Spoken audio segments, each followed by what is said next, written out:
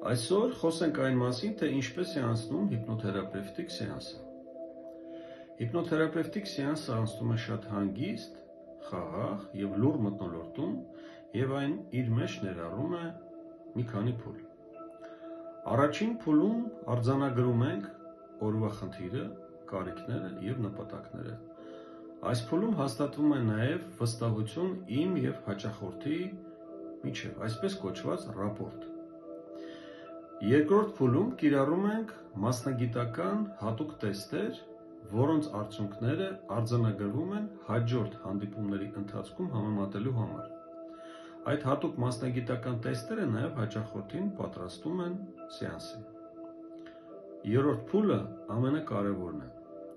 Հաճախորդին հիպնոսի դաշտ բերելու համար օգտագործում եմ թուլացման ինդուկցիոն մեթոդներ, որից հետո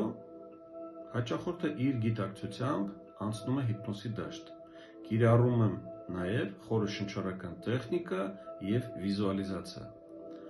Աստիճանաբար անցնում ենք հանգիստ ուշադրության դաշտ, որտեղ հաճախորդի մոտ բացակայում է քննադատողական մտածելակերպը։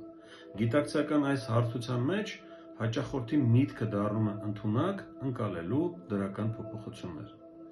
Կիրառում եմ նաև տեսապատկերներ և ծրագրային ներդրումներ։ Երբեմն կիրառում եմ նաև թաքնված էլեմենտի միջոցները կամ ռեգրեսիվ հիպնոսի մեթոդները, որոնք օգնում են հաճախորդին ենթագիտակցական համակարգում առավել արդյունավետ ներդրել կարգավորող ծրագրեր։ Հաջորդ, 5-րդ փուլում հաճախորդին դուրս եմ բերում հիպնոտիկ վիճակից։ Նրբորեն և աստիճանաբար հաճախորդին վերադարձնում եմ նորմալ գիտակցության վիճակին, որից հետո վերականգնում եմ բոլոր զգայարանները։